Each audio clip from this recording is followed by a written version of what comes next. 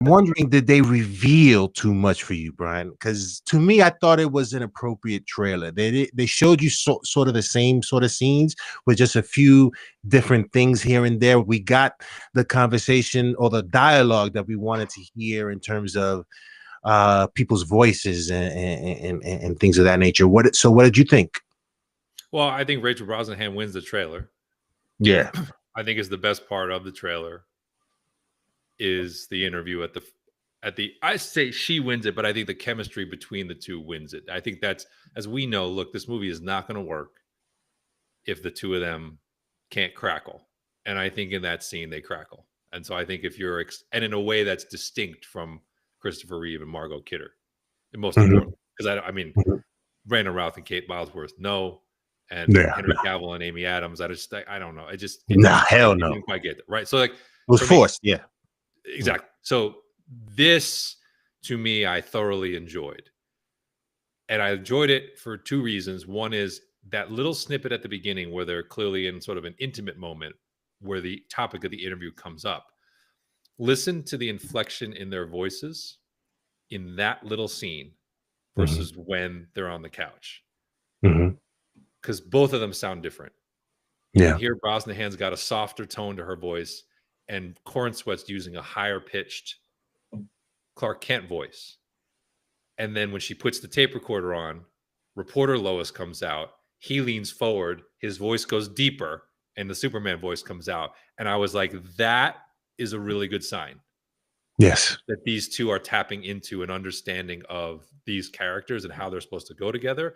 And kudos to James Gunn for confirming what will be suspected, which is you ain't going to be no Pulitzer Prize winning reporter if you can't figure out a pair of glasses. Yeah. So this movie adheres to that. And I think thereby becomes more interesting because they do know both sides of the identity. And I think Lois's interview is spot on. I think the conversation is spot on, right? For a modern Superman, the idea that like he did do a lot of good, but especially in the world we live in now, you can't just like walk into places and like arbitrarily decide what goes, right? We know that. Yeah. We know that politics are very complicated for a lot of people. And so I think that scene on it, they could have showed just that scene. I would have been happy, to be quite honest. I was less convinced by Nicholas Holt's Lex voice.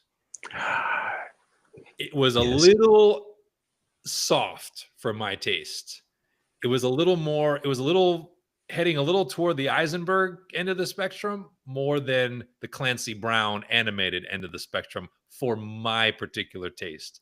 I am a little more concerned. What he said was interesting. The dialogue of Superman, it's not a man, it's an it. I thought was interesting writing. His delivery to me was sort of like, is he going to be strong enough and ruthless enough with that kind of inflection to make me buy into everything that I hope and want Lex to be? So that would be my critique or question for the character voices that we heard of the leads. We keep seeing certain performances in Lex from the teaser to this. There's this uncontrollable rage that you see. There's this awkward sort of performance when he has the gun in his hand from the teaser. So Lex is still up in the air for me. His best shot in the trailer is him sipping the coffee. Face to face with Superman, where he looks very self-assured sipping the coffee. That's the most Lex scene, in my opinion, that he gives. Yes. Unafraid of someone who could literally, That I think one of the disappointments for me is like, okay, man, I know you got this dog in the. I knew you. I heard you in the thing. I knew you would be all over this. I'm just over it, man. It's like, okay, but whatever. I think the question with the dog, though, is like, so I will tell you, like, that dog is going to give them, I don't know what the number is on the box office, but it's not small. No. Yeah. because I showed the trailer to my kid and like she was just like every crypto thing was the best thing. Just it you just got to accept that like this is a studio that is looking at what Man of Steel did and said like, hey, that's good. 660 was good, but like this should have been closer to $1 billion. We need to launch a franchise that touches all ages. That dog is just a secret agent for that, and that's Yeah. what it's there Yeah. for. My question with the dog is this. So we got to see the dog is going to be in action. One of my least favorite scenes in the trailer, by the way. We'll talk about the engineer in a minute. Not a fan. The scene of him laying on the bed with the dog on him was the most interesting one to me because it kind of was like, we've talked about this in the past. Is the dog at any point an emotional vehicle for him to have a conversation when no one else is around? That shot of them looking at the world together. That's where the dog to me can actually be useful. And I am wondering, like Gunn is not an idiot, right? If he put that image out to the world for a reason. In a trailer, that kind of scene doesn't make any sense. In a trailer, you want to show the dog being a dog. That's why all the scenes have been he's wagging his tail, he's jumping around, he's using his powers. But in a movie, I'm curious if to whether you're going to see the dog actually provide a little more of that, of like Superman as loner, away from it all, and the dog is his one sort of sounding board. And in that sense, I think the dog could actually help the story. So we'll see. I think it's TBD on the dog. I am more concerned. I know Gunn is telling us not to worry, but when I see this trailer, I'm more concerned about all of the world's characters being shown in this.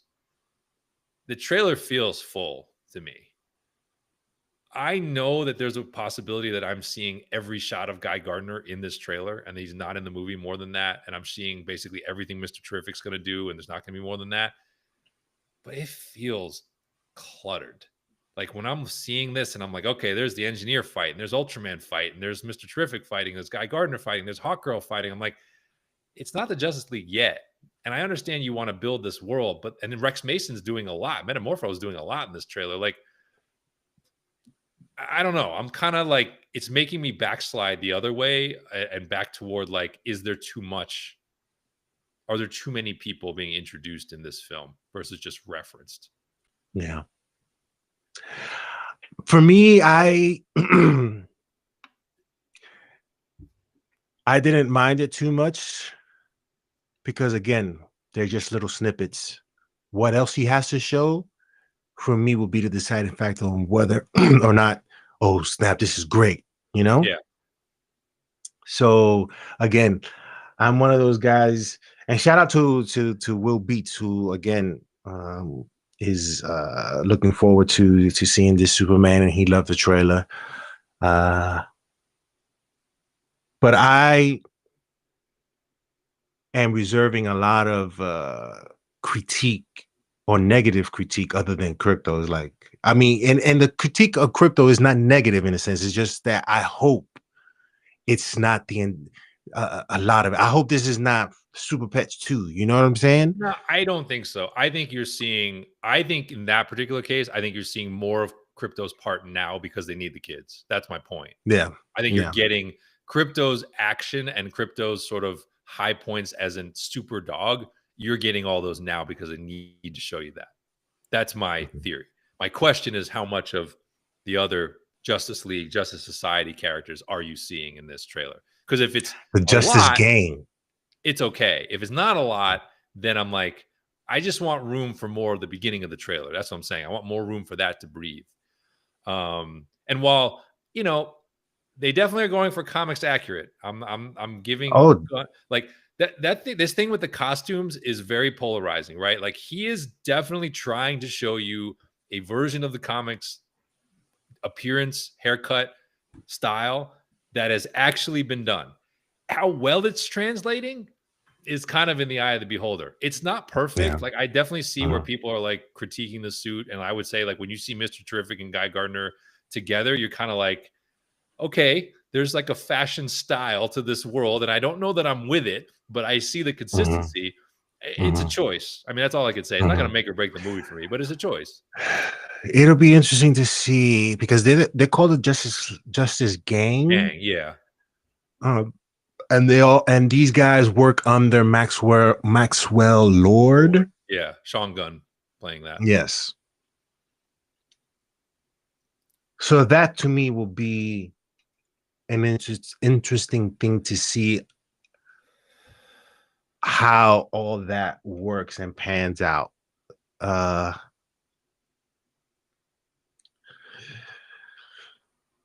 I don't like the engineer. I think that's why going to be not? a mistake. So here's several reasons. So one is I think the CGI is weakest on her. Like honestly, I think the T1000 effects are better than this, even though they're 30 years old. Like when her hands are transforming into those razor blades, I'm like, that looks really cheap and Mm, really fake. And I don't mm, believe for a second that she's actually doing that. The second reason I'm concerned is that we know that the Authority has run into a lot of problems as a project, and she was supposed to be the entry point for that project. So I'm like, mhm. are we devoting screen time and a lot of time that could have gone to another superpowered villain for something that is now going nowhere? I am concerned about that. Do you think her feature in this is to perhaps influence a possible? I mean, although we know that this is the studio doesn't want to do the Authority because doing the Authority will cost a lot. But do you think this is somewhat of a play on trying to convince them to possibly pivot and do an Authority movie? Well, I think that was always the intent, right? I mean, the point of choosing this character in the script is to bridge the gap from launching the franchise with Superman to whatever James Gunn originally envisioned for the Authority. But the fact that the Authority has now kind of gone off the rails as a project to me undermines how much we're giving the engineer in this movie. And I'm just afraid when I see what I think were shoddy special effects on this character that I'm like, this literally could be a waste of time. And like Mhm, everything that the engineer's doing, you could have given to another villain to do because mhm. it looks like there's no shortage of Lex henchmen, metahumans, superpowered options that James Gunn had, right, to use in that role. That's my concern is that like this part is going to be a real part and then it's going to go nowhere. And it's not even going to be as good as I'm going to butcher her name, but because I thought she was pretty good. But the actress who played Feora in Man of Steel, who I Mhm, thought was pretty mhm, good, mhm. and Yeah, yeah, actually yeah. wished she had more to do. I don't even think this is going to rise to that level if the authorities kind of DOA. And this just me, it just didn't look that compelling. I just got to be honest. Like I thought Mhm. Superman's physics looked pretty good. Like I like the flying. I like some of the perspective of coming through fire. I really like that. I did not like the CGI work on the engineer. I didn't.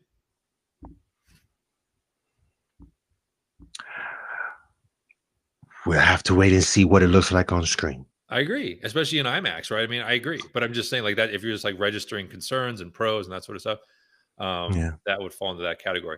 I got to ask you one question. I don't know if where I stand on it. I think I lean not the biggest fan, but I'm just kind of curious. It may not be a big deal. What did you think of now that we've heard them, the demeanor and approach to Ma and Pa Kent? This is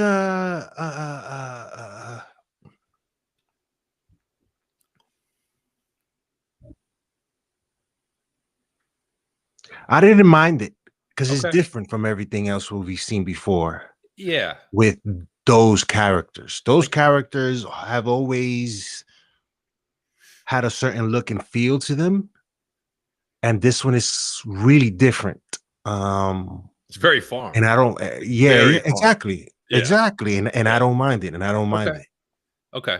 I guess, yeah, I think it's maybe I caught myself being like, I'm so conditioned to Kevin Costner, Diane Lane, or in Smallville, John Snyder, and Annette O'Toole, who kind of were more intellectuals. They were more like of society type versions of these characters Yeah, versus like yeah, true kind of like down home farmers, like the really rural style and yeah. inflection. Like it caught me a little off guard even in the first trailer, and then hearing them both in this trailer, I kind of was like, wow, Gunn really went all in on that approach. Yeah. And I was like, how do I feel about that? But it was just sort of a question. I don't know that I put me off them, and I don't think their parts are that big necessarily, but yeah, I thought it was interesting.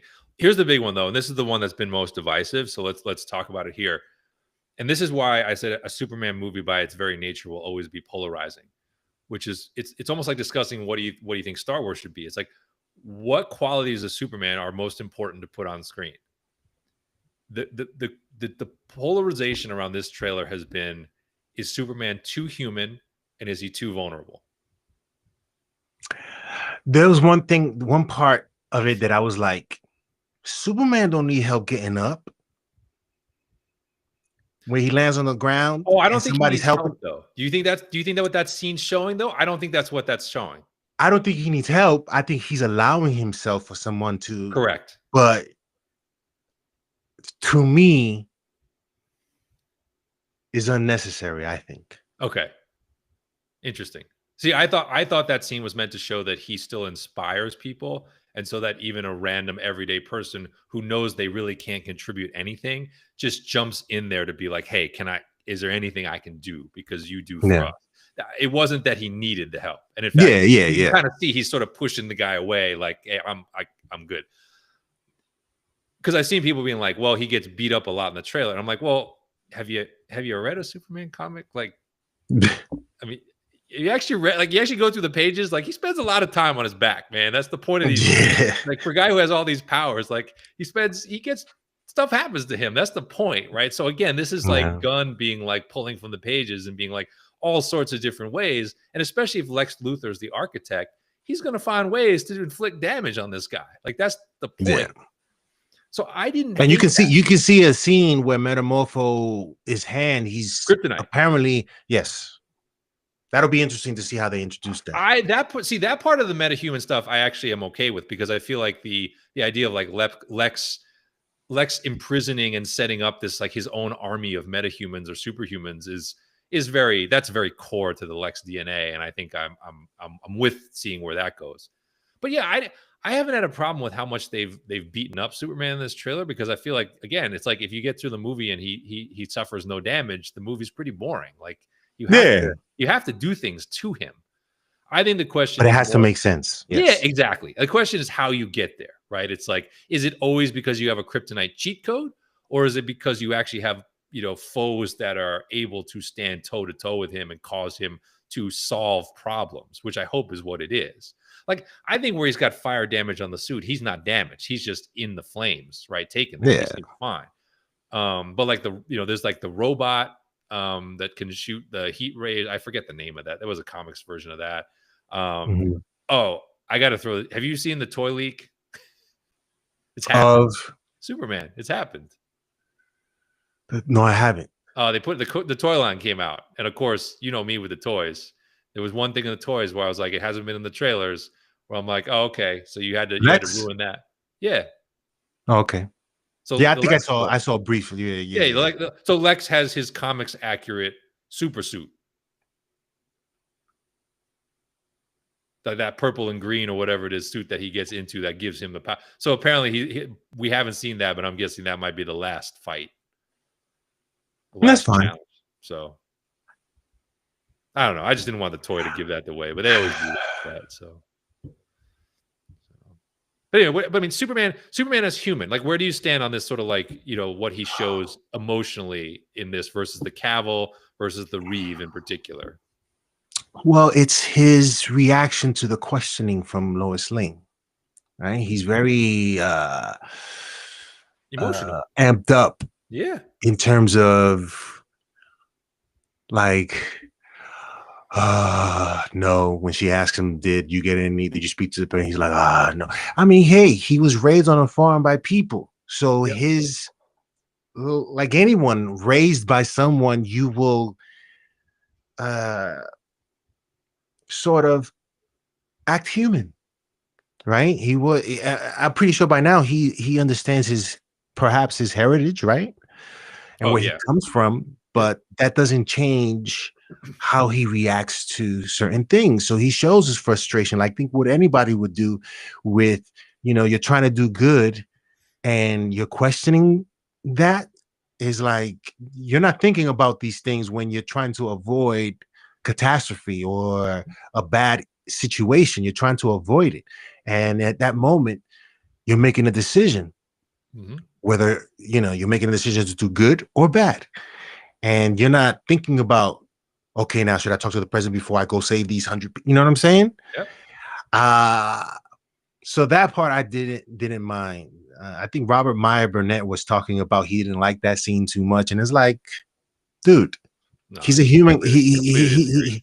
Yeah, he's human in his emotions, yeah, and his communication. He's raised with the Kent's values. I mean, that's the issue, right? He's like, that's why they have the Pa Kent little overlay where he's like, what you do, that defines who you are, right? Like, do the right thing and worry about the rest later.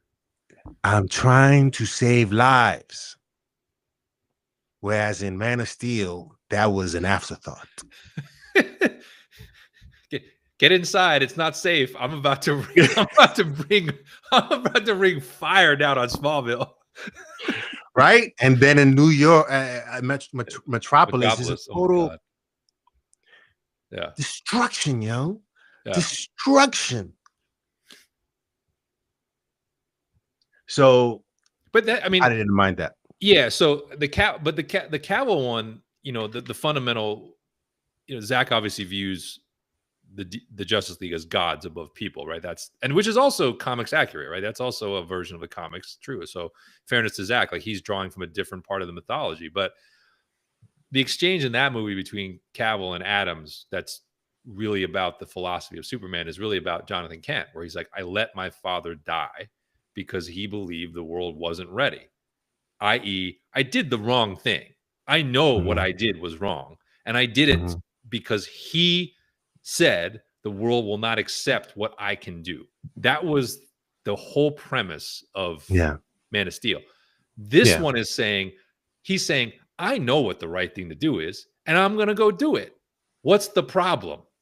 Yeah. And Lois Lane is, there is a problem, and here's the problem. Here's the nuance. That's what this movie is asking, which I think is a very appropriate question for the world we live in. I think so. Yes. I don't think the Cavill question is like invalid. I think it's a different question.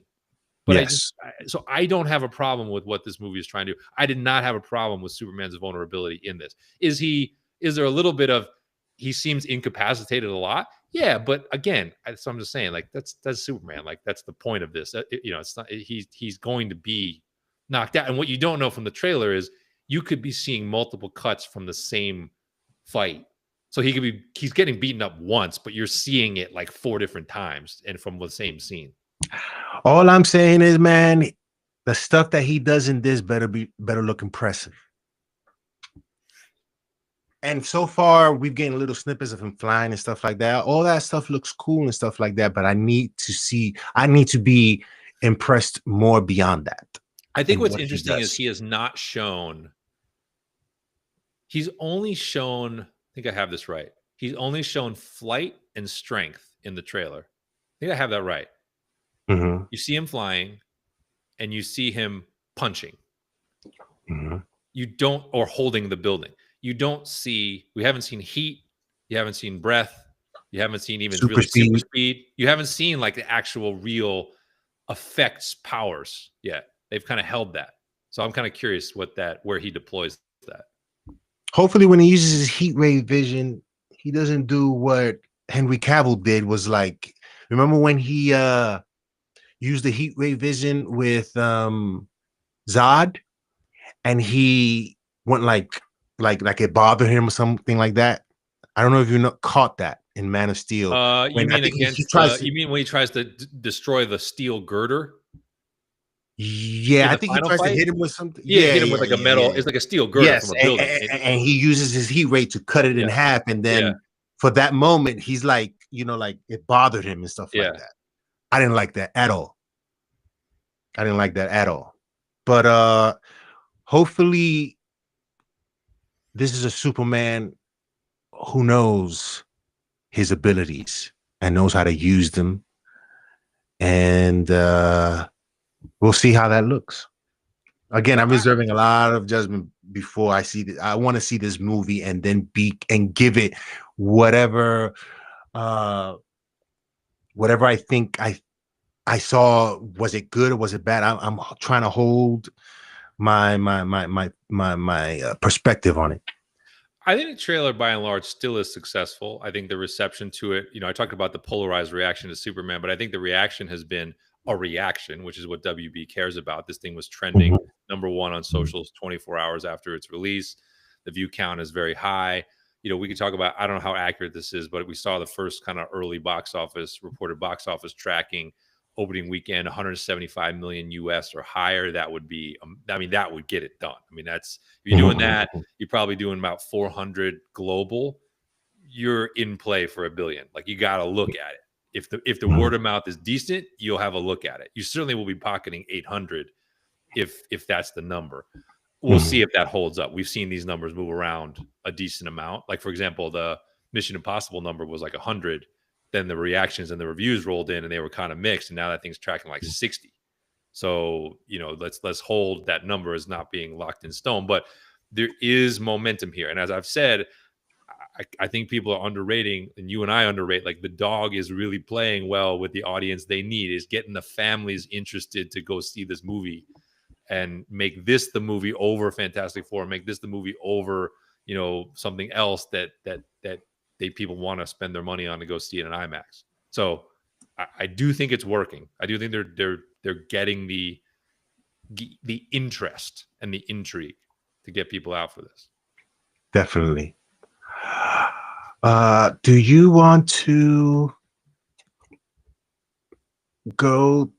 Because in the notes we have Zaslav on DC. Yeah, you want to do the DC stuff here? Yeah. We can do Batman, and we can do David Zaslav creating the Mount Rushmore of the DCU on the Warner Brothers earnings call, and it's maybe not who you would think.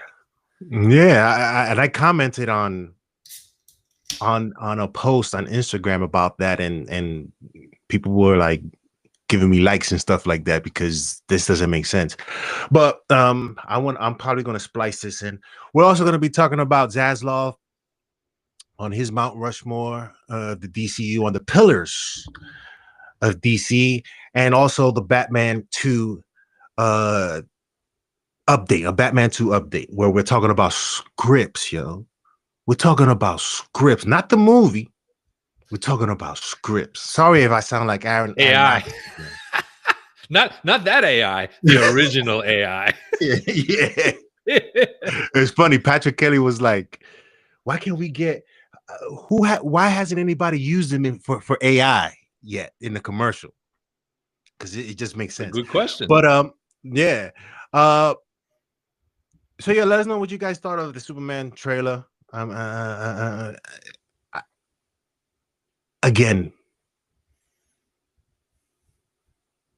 you see that there are still going to be the people who will review bomb this and not say good things about this movie, even though James Gunn and Zack Snyder tried their best to get together and motivate people to leave that sort of thought process alone. You're still going to get that. I still see people comparing Man of Steel to a movie that hasn't even come out yet. So it's whatever. So let us know in the comment section below what you guys thought of this trailer. But if you do not want to comment on it, that's fine. I want to see the comments when the movie comes out. I want to see when this movie comes out so that we can make a fair comparison, because there has been some people who've put together a shot list of Man of Steel and the Superman trailer, and it's movies. There's not a lot of shots, you know what I'm saying, that you can't not put side by side. As I said, pull the last trailer of Superman Returns. It's amazing. It's amazing. The trailer's amazing. Problem is you get into the movie and you're like, but as we've said, like that movie has like 2 or 3 Superman scenes that are as good as almost anything you've seen. the airplane rescue, his savior of Metropolis, his attack on the Kryptonite Island. Like, there's like 3 Superman things that are as There's good Superman as stuff in there. anything that's been put on screen. But the movie's just forgettable because of what's around it, the story. Yeah. And I'll say this one last thing before we move on to Zaslav. This I'm tired, even though Miss Tessmacher, I don't know why we need that. I don't the breaking into the Fortress of Solitude. I don't know how many times we've seen this. So these little things that we've seen before are being redone again. And so I'm kind of over it, but we'll see how they handle it in this version. Zaslav on the pillars of the DCU, obviously is Batman, obviously is Superman, Wonder Woman, but then we get this other name, and I think he's only saying it because there's a movie coming out. That's what I think. Yeah, but there's definitely no conversation that you would have in asking anyone. If you ask them who are the pillars of the DCU, nobody's gonna say Supergirl. Nobody. Except for Zaslav, because there's a movie coming out. What's your thoughts on his comment? I thought it was kind of layered, and yeah, I think it's a little bit of like a convenient comment of the moment. I also think there's a wee bit of damage control in there. I'll explain what I mean. So here's the quote. This was on the earnings call, so public domain. It's important for us to be able to sell our content to third parties, but as we look at our titles, there are many that are really just for Warner Brothers. And when you look at the major characters that James Gunn and Peter Safran are developing with their 10-year plan around DC, that is to build asset value for us globally everywhere in the world. Remember that description, by the way, asset value. You usually use that when you're talking about selling something. Wonder Woman, Batman, Superman, Supergirl. So those are, we look at those as big asset builders and big differentiators, end quote. Okay. Superman movie we know is coming. Supergirl movie has been shot. We know that's coming. Batman, the Batman will happen in some form for a sequel. There will be a DCU Batman as well. There is no Wonder Woman, although James Gunn did share he kind of a cryptic, quote unquote, encouraging update about Wonder Woman. I still maintain there's a fighting chance you see some form of Diana in the Paradise Lost show, like it's somewhere, like maybe as like an entry point. Is that still happening? Yeah, he confirmed that's what's like they're doing it. I maintain the show might be repurposed in some way to kind of bring Diana in. Originally, it was not going to include her at all, and I still think there's an outside. You know who he's eyeing, right? Well, I know Adria Arjona's one. That's been out there. I forget the second one. There was someone else that got pitched, but I know she was one, and then she actually kind of endorsed it. She did the Richard and the Sklenar, where she was like telling the fans, she's like, "That's great, I'd do it. You go off and pitch it to start shouting it so I can get the part." Who's the other person? You don't know? I gotta remember. There was a second actress that got approached or brought up who also did the same. I'm like, yeah, that'd be cool. I haven't heard anything, but that'd be cool. Okay, Supergirl. as the inclusion here. Yeah, I think 70% of it's because there's a movie happening and he wants to make it seem like that movie's important. I think 30% of it is because he canceled Batgirl. And there's sort of it's 2 guys and 2 girls on this list. And I know that Batgirl would never have been like that level of thing, but like I think he's also trying to be like, hey, I'm a champion for that. I'm not just trying to cancel that every chance I get. I think there's a little bit of balance, gender balance in this list, as opposed to why, to which some people be like, well, what about Green Lantern? Like, what about Martian Manhunter? Like, there's plenty of other, characters you could go. What about Joker? Like, you could come up with all these other things, but I think that's part of what he's doing. My question to you is he really going to put his money where his mouth is, right? Supergirl, the movie, is not a big budget movie, relatively speaking. How much? I thought the budget was like 100. It's not that high. It's compared to, Superman is supposed to be like 250, 300. Supergirl only got like 100, 125, which is absolutely the right move, by the way. Like, that's not a movie that you expect to make $800 million. You're looking for 350, you're looking for 400 and good word of mouth. That's a big win if you get that. So budget accordingly. But what I want to know is he mean what he says in terms of they're going to actually start to build branches of the tree off of Millie Alcock's Supergirl? Do they really intend to do that? Or are they just intending to have Supergirl be the branch of the tree that Superman is building and bring her and Lobo and that like into that? I still think that's more likely than like, hey, we're going to get a whole bunch of Supergirl offshoot stories. Okay. I listen.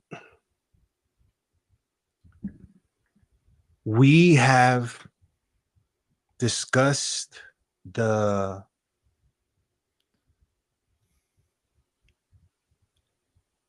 long history of these sort of films with a female-led character not doing well. And if again, regardless of who's leading what, if Superman doesn't work, it's over. But we're going to get Supergirl regardless because it's filmed.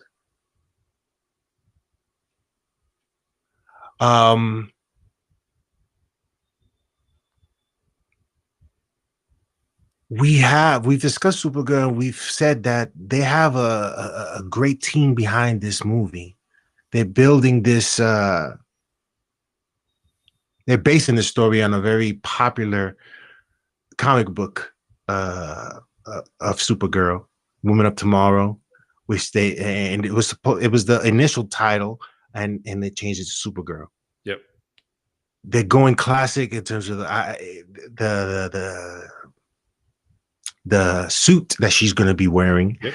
So it looks very compelling. I like the choice for the actress.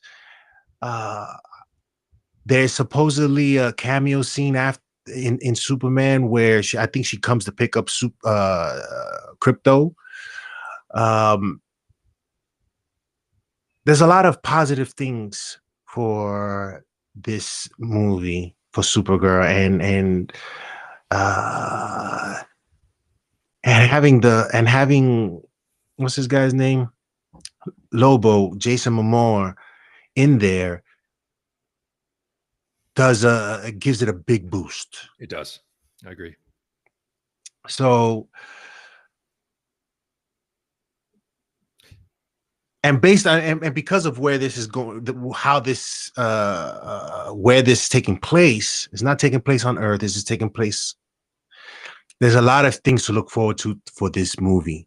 Whether it's a pillar or not is definitely not, but this is certainly a branching off point from Superman that'll bring, I guess, James Gunn's universe together. One sneaky smart thing they did here was by Gunn not telling an origin story, by neither of these being an origin story, but by Corenswet's Superman being understood to be like a fully formed adult Superman. That helps Supergirl. If you had a young up-and-coming Superman and a young up-and-coming Supergirl, that to me would be too competitive, too comparative. Yeah.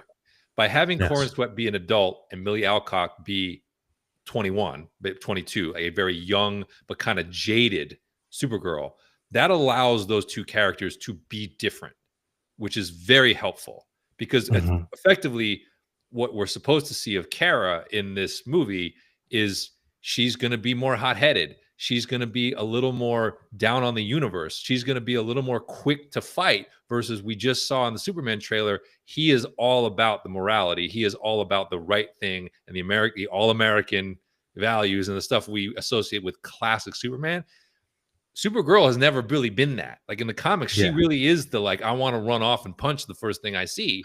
And this character not only has that, but at least in the comic of this is kind of like, I've lost some faith in the goodness of the universe. And so she's basically talked into a revenge mission in the story. So that I like that contrast. That we won't be sitting here necessarily saying like, well, Alcock, Corenswet, they're just two sides of the same coin. Yes, exactly. Batman. So we've been talking about where this stands. So apparently Matt Reeves has been sending his script and I've been writing it, and then we're almost there. It's like what we're almost there, and then So we gotta War wait and a few Peace more of years for the superhero movie. movies right here. Like, yeah. Yeah. What do you think, Brian? Because it seems like it's definitely not being canceled. They're still trying to make this happen. Yep. I'm curious to see what James Gunn is actually writing because it's just supposed to be a secret. It's not no secret. He's writing Batman. But what do you think of where we're at with Batman 2? And apparently there's a release date for 2027, correct? It was, yeah, it's been that's what they've planted is October 2027. Okay. I think things are coming to a head a little bit here. So latest report feels like we've been here before. Matt Reeves turning in the final pages of his script. They're supposed to be done by Memorial Day. That was probably like the 5th time we've had that story. James Gunn finally popped up on socials to basically finally say the Batman 2 is not canceled and that Matt Reeves is still attached to the project. I do think the lag time is notable. The fact that like the last times when this has come up, he's been basically within 24 hours shooting it down. And this time it was like weeks before he showed up. I don't think he knows. Oh, he doesn't have. I think it's in the air. Yes. So what I think is that Warner Brothers has set a first quarter 2026, a March 2026 shoot in the UK.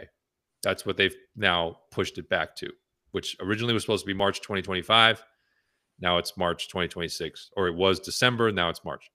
I do not think WB will move off that shoot date because it still will give them enough time to get this movie prepped for an October 2027 release. I think this movie will go before the camera in March of 2026, whether or not Matt Reeves is directing it. I think that's where we're at. So as of now, there might still be Reeves has a chance to direct it. They're still maybe working that out, holding out hope. I do think WB is working on a contingency plan. And I do think they're shopping for an alternate director if they don't already have one in mind. And if something happens over the summer or the fall that somehow prevents Matt Reeves from making that March shoot date, I think he will exit the project. They will use his script. He'll get a writer credit. He'll get a producer credit, but someone else will finish this movie and they will put it out. And if it's not him, I might suspect WB will be open to the possibility that it will end this version of the Batman. Open to. I say open to because if the movie does $1 billion+ there obviously will be a third. But I think if the movie is not as good or somehow doesn't really improve upon the 800 million of the first one, I think there's a chance they kind of say, thank you very much. Batman 1 and 2 was awesome. On to DCU Batman. Yeah. Yeah, I think that's where we're going to be heading as well, because we just can't have multiple years without something Batman making that money, because again, Batman is that money maker, especially a good Batman, and especially in the hands of James Gunn, who, you know, is someone who looks for accuracy, and I'm curious to see what that looks like, and I'm pretty sure a lot of Batman fans want to see what that looks like. Anything else, Brian? No, I think the Wonder Woman thing is really kind of the one new, like, what to watch out for development, right? Gunn sort of teasing that there's some movement here. There's something happening. I don't know if we've got a signed actress, but like, you know, that's going to be a big deal. I mean, I think Gal Gadot definitely left an impression. You know, she will always be like the first big screen live action Wonder Woman. And that's a really I don't think it's a movie that's aged very well, to be honest. Like, I've gone back and watched it and been like, I'm not totally sure why this was viewed as so good, if that makes sense. It's not bad, but like, I don't think it's that third act is classic. just horrendous. That's what I'm saying. Like, I don't think it's classic. I think it has some really good moments. I think the chemistry with Chris Pine is really good, but like, you're right. The fight with Ares, the way it ends, it's like, it's a flawed movie, but you know, it was what it was. It was a huge success. It made her a huge star, and she will always be like the first big screen, you know, live action Wonder Woman. So this is a big deal. Like, if you're going to step into those shoes. So I'm curious to see, like, what's the forum? Is it Comic-Con? Like, what's the forum where we get, you know, an announcement of, you know, both this is Diana and then Paradise Lost. This is sort of the prequel series that sets her up for whatever they're going to do with the character. Yeah. So yeah, let us know in the comments. Let me ask you one question Sure. because of this Zaslav Pillars thing. Okay. Mhm. We talk about this with the female-led action superhero challenge. Mhm. Let's presuppose Supergirl is a good movie, regardless of the reaction. Let's just say it's a good Mhm. movie. So Superman's a good movie. Supergirl's a good movie. What is your, and then they'll introduce Wonder Woman, obviously, and they introduce Batman. You and I have lobbied for years for World's Finest to finally come to the big screen in some form. That name has been popping up lately, but go ahead. What is your excitement level for a Wonder Woman Supergirl version of World's Finest down the road if we get there? No excitement Okay, whatsoever. so I'm asking the question, right? Because I feel like when you say these are your four, part of what's implied there is they're going to work together and team up in various forms, and one of the obvious cinematic versions would be the team up of Wonder Woman and Supergirl. So do we care if we get to that point? And you're saying kind of not much. Not much, not at all. Okay. Not at all. I don't care. For me, Brian, there has to be a reason for everything. For these team ups, for this A-force that people were trying to get. You know what I'm saying? There has to be a reason, not just because. It can't be, well, they have their, no, it can't be none of that. There has to be a reason for it. And if there's no reason, and the only reason is because we don't want to look sketchy or whatever. We want to please these, you know what I'm saying? I'm not for it. I'm not there for it. I'll watch it. And hopefully it's good, but from its initial announcement, if they ever come to that, I am not going to be one for waiting with excitement to see it. So yeah, I just asked the question because it's not something we've seen, and if we're just taking Zaslav at his word that these are the cornerstones, and if we assume these are big assumptions, they're all successful in their launch, I think that type of project is an inevitable discussion. So therefore, it becomes: is it a big deal to moviegoers?